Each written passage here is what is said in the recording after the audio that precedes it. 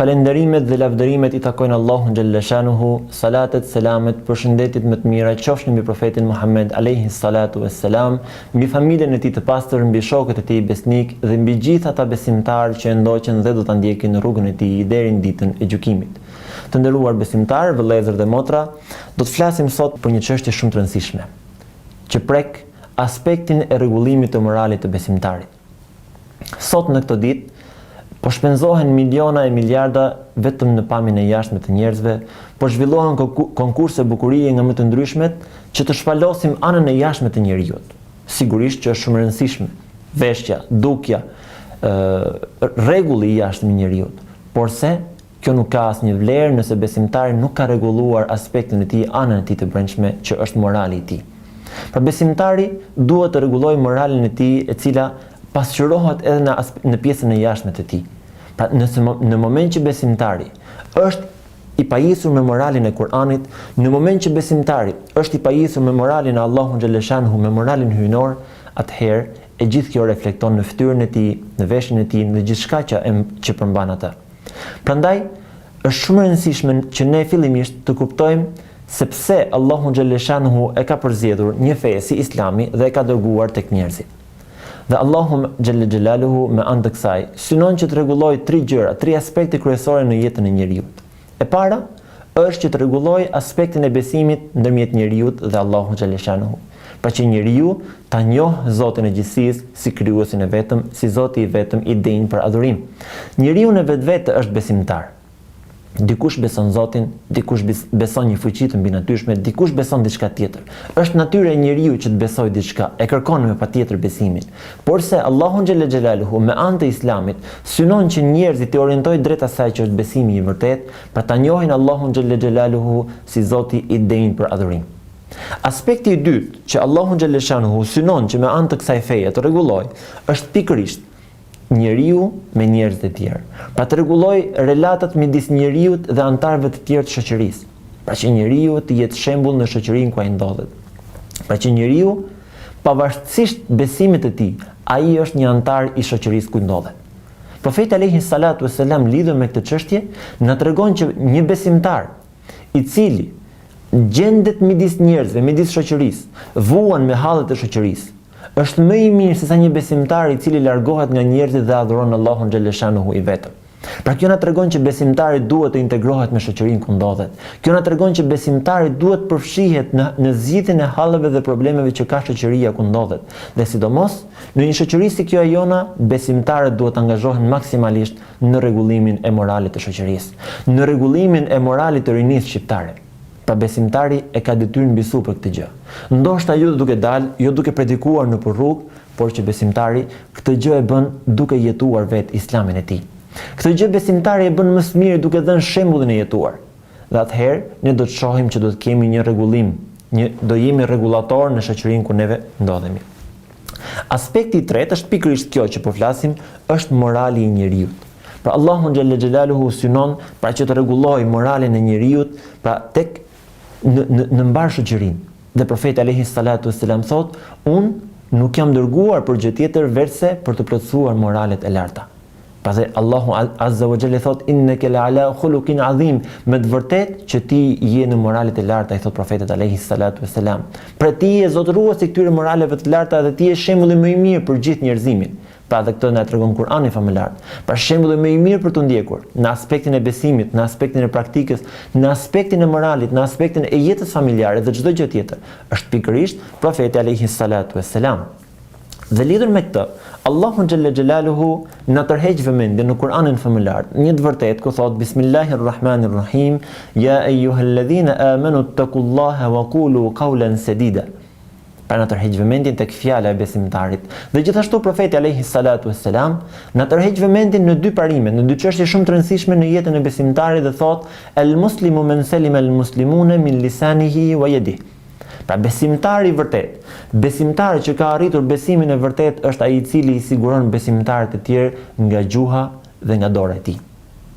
Pa të shikojmë pak Kur'anin famëlar, të shikojmë pak jetën e profetit alayhi salatu wassalam, mësimet e profetit alayhi salatu wassalam dhe do ta kuptojmë më së miri se pse janë kaq të rëndësishme këto dy gjëra, këto dy vepra.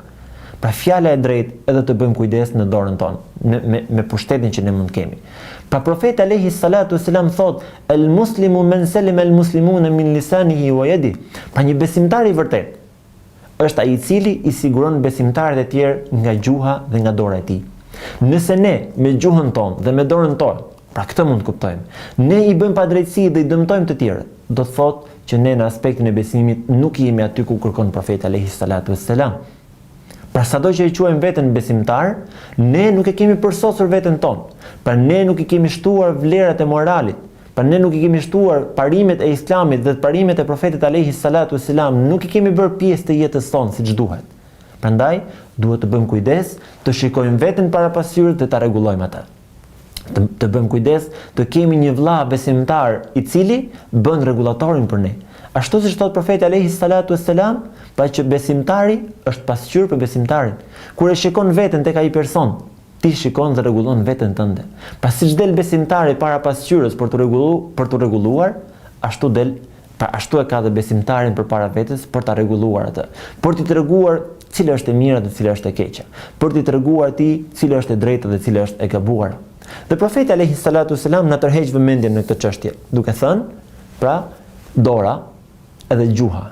Ndodh që besimtari, ndodh që njeriu të bëj padrejtësi me gjuhën e tij, por edhe me dorën e tij. Ndodh që njeriu t'i bëj padrejtësi duke e goditur, pa duke e dhunuar fizikisht. Ndoshta nëse është i pushtetshëm duke i bërë padrejtësi dikujt që është nën pushtetin e tij. Pra, në këtë rast mund të jetë që neve jemi në pushtet dhe i bëjmë padrejtësi atij që është varësi jon. Por që gjithashtu ndodh që me anë të gjuhës tonë ne të dëmtojmë dhe të gjymtojmë shumë njerëz, një individ, një grup shoqëror apo edhe shumë më shumë se sa kaq. Dhe për këtë arsye Kurani famëlar na tërheq vëmendjen që ne të jemi të kujdesshëm në fjalët që flasim, të jemi të kujdesshëm për gjuhën tonë, të jemi të kujdesshëm për atë çfarë do të dalë nga goja jonë.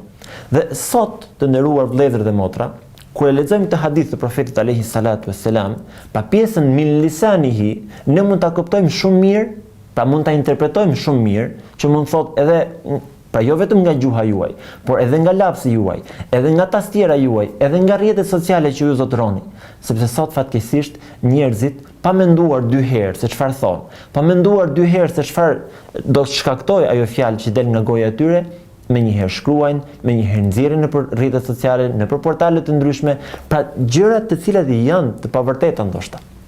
Gjëra të cilat as nuk është munduar që të shikojë vërtetësinë e saj. Dhe pikërisht për këtë gjë Kurani famëlar na tërheq vëmendjen, ya ayyuhalladhina amanu taqullah. O ju që keni besuar, keni frikë Allahun xhaleshanuhu wa qulu qawlan sadida. Dhe thoni vetëm fjalë të vërtetë. Pra thoni vetëm fjalën e vërtetë. Pa mos bëni transmetuesin e llafeve, mos bëni transmetuesin e fjalëve. Pra duke pretenduar që dëgjove diçka tepër të bukur dhe njerëzit nuk e dinë më njëherë të shkosh dhe ta përcjellësh atë tek njerëzit e tjerë. Dhe kjo është shumë e gabuar. Sepse me fjalën e gënjeshtër që mund thot besimtari, larg qoftë mund bie edhe në dyftyrsi. Dhe për këtë në thot profeti alayhi salatu wassalam, ayatul munafiqi thalathun. Pra, 3 janë shenjat e munafikut, 3 janë shenjat e hipokritit, 3 janë shenjat e dyftyrshit. Idha haddatha kadhaba. Pra, kur flet, gënjen. Wa idha wa'ada akhlafa. Dhe kur premton, nuk e mban premtimin. Wa idha atumina khana. Dhe kur i besohet diçka, ai tradhton. Pra shikoni janë 3 vepra. Pra kur flet gënjen. Pra kur premton, nuk e mban premtimin. Kur i jepet diçka në amanet, kur i lihet një amanet, ai nuk e mban amanetin, por e tradhton atë. Pra shikoni se e para prej tyre është gënjeshtra.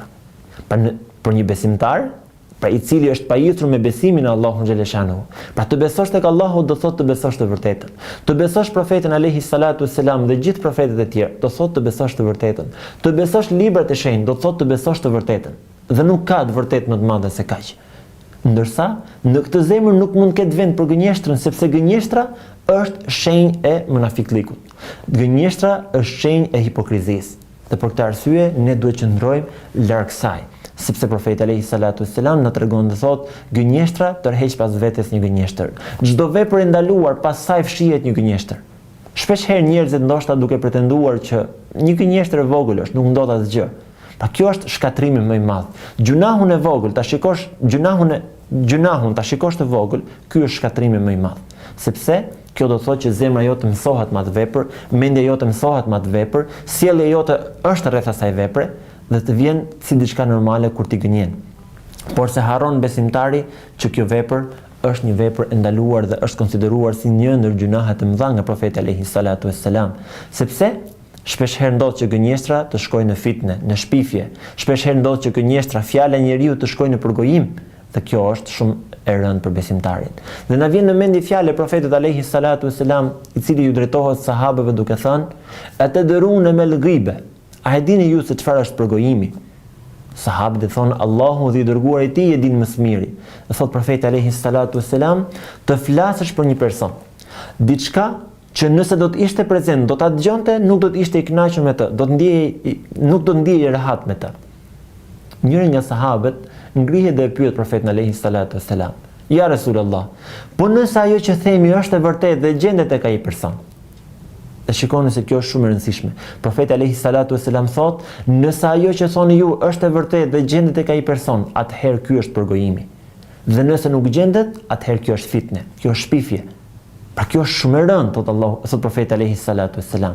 Është një shpifje, është një përgojim njëkohësisht, është një mëkat që merr dimension pra kolektiv. Pra nga një mëkat bëhet dy me një herë, sepse ne edhe po shpifim, edhe po përgojojmë personin që kemi përpara vetes. Tregohet në një hadith që transmetohet nga Ibn Mesudi radhiyallahu anhu, thot profeti alayhi salatu wassalam, shejtani shkon dhe futet në një mexhlis tek njerëzit, ulet mes tyre, thot në formën e një njeriu, dhe ju jep atyre lajme të ndryshme për persona të ndryshëm, duke thënë që filani kishte bërë kështu, filani kishte bërë ashtu. Thot njëri prej atij mexhlisi largohet dhe del duke thënë, thot më tha një person, emrin nuk ja di, por nëse e shoh e njoh. Filan person ka bërë filan gjë. Dhe kështu ky njeri zhytet në një humner e cila është e pafund. Pra zhytet në një humner e cila është shumë e vështirë për të dalë prej saj. Dhe nuk është detyrimisht shejtani ai që duhet paraqitet mes njerëzve, sepse sot fatkeqësisht ka shumë njerëz, ndoshta edhe prej besimtarëve, që e bëjnë më së miri detyrën e shejtanit. Pra marrin fjalë nga një vend dhe i përcjellin në një vend tjetër. Dhe kjo bie në kundërshtim me parimet e besimtarit, kjo bie në kundërshtim me moralin e besimtarit, sepse Allahu xhalla xhelaluhu në surën Hujurat na tregon dhe thot: Bismillahirrahmanirrahim, ya ayyuhalladhina amanu in ja'akum fasiqun binaba'in fatabayyanu an tusibu qauman bijahalatin fatusbihu ala ma fa'altum nadimin. Dhe ju drejtohet besimtarëve, nuk i drejtohet gjithë njerëzimit. Ja ayyuhalladhina amanu, o ju që keni besuar. Pra o ju besimtarë që i thoni vetes tuaj besimtar. In ja'akum fasiqun binaba'in fatabayyanu. Nëse juve ju vjen një lajm nga një person që është i pandershëm. Nëse juve ju vjen një haber, ju vjen një informacion nga një person i cili njihet për moralin e tij, njihet për pandershmërinë e tij. Fatabayyanu, pa bëni kujdes, analizojeni më së miri atë lajm. Bëni kujdes që ai lajm patjetër i vërtet apo i gabuar. Analizojeni dhe kërkoni vërtetësinë atij lajmi, thot Allahu xhalla shanuhu. Siguroheni mirë nëse është i vërtet për të mos i bërë dëm askujt. Pra të mos i bëni dëm dikujt tjetër pa dashje. Pra nëse ne një informacion që na vjen pa e menduar dy herë këtë fjalë, pa e peshuar fjalën, pa dalë përpara pasqyrës dhe t'ia themi vetes atë fjalë, menjëherë dalin dhe themin në publik. Atëherë çfarë ndodh? Ne ndodh që t'i bëjmë padrejtësi dikujt pa dashje dhe pastaj thot Allahu xhaleshanuhu, të pendoheni për këtë padrejtësi që keni bërë. Ta imagjinojmë pak veten nëse flasim për një person, i bëjmë padrejtësi këtij personi. Ne që të shpëtojmë nga kjo padrejtësi duhet që të kërkojmë hallallikun ndaj atij njeriu. Dhe ky është morali i besimtarit. Pra duhet që të kërkoj hallallikun atij njeriu sepse i ka hyrë në hak dhe i ka bërë padrejtësi. Imagjinoni pak që një besimtar të flas për një grup njerëzish. Imagjinoni pak që një besimtar të bëj përgjegjësimin për gjithë njerëzit dhe të flas keq për ta. Cila është përgjegjësia e tij? Çfarë padrejtësie ka bërë ky njeri ndaj njerëzve të tjerë? Pra duke i cënuar nderin e tyre ndoshta, duke cënuar dinjitetin e tyre. Duhet që patjetër këtyre njerëzve tek dhe tek që të kërkoj hallallikun. Pa duhet që të shkoj t'i kapë që gjithë një për një dhe të kërkoj hallallikun nga këta njerëz, sepse besimtari është njeri që rrezaton siguri.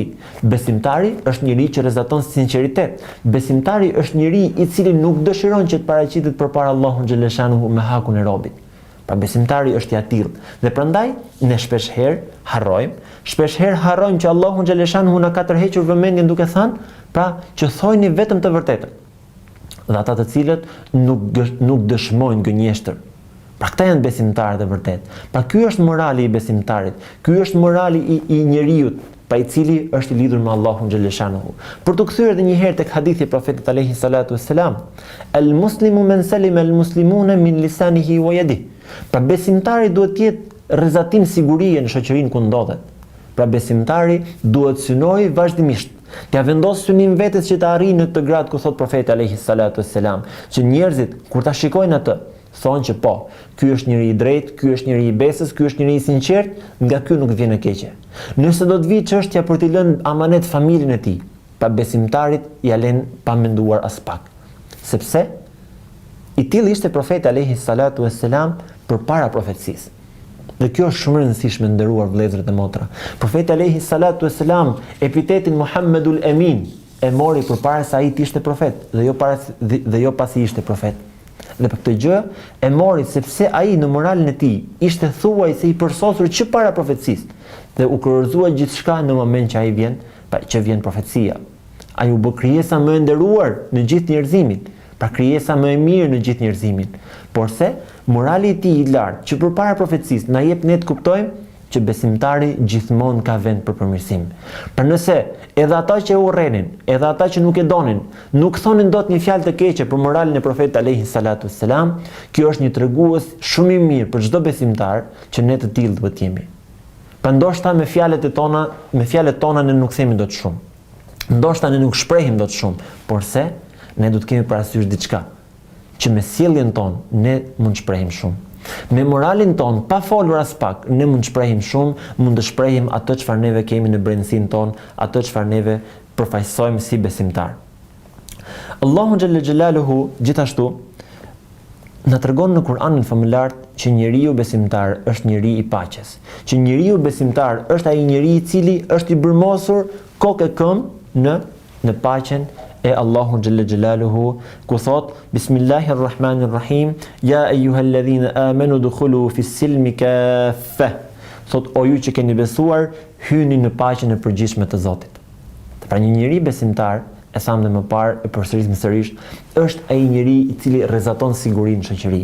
Është ai njeri i cili rrezaton paqen, siguri në shoqëri.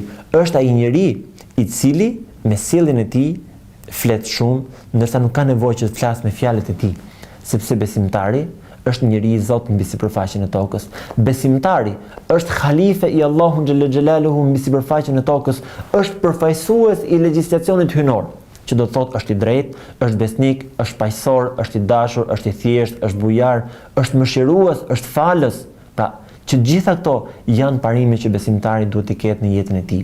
Dhe besimtari është ai njeri i cili, pra, kur shikohet në shoqëri, duhet të jetë shembulli ideal për atë shoqëri. Dhe thot Allahu xhalla xhelaluhu, pra e tham në surën Mu'minun, walladhina hum 'anil lagwi mu'ridun.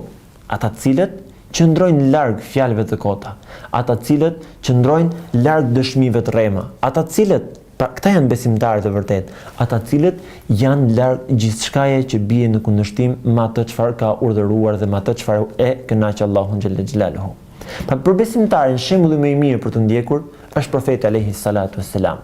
Ndoshta ndonjëherë ne mendojmë që profeti ishte profet, Muhamedi alayhi salatu wassalam ishte njeri i përzgjedhur nga Allahu xhaleshanuhu dhe ne kemi thuajse të pamundur për të arritur atë.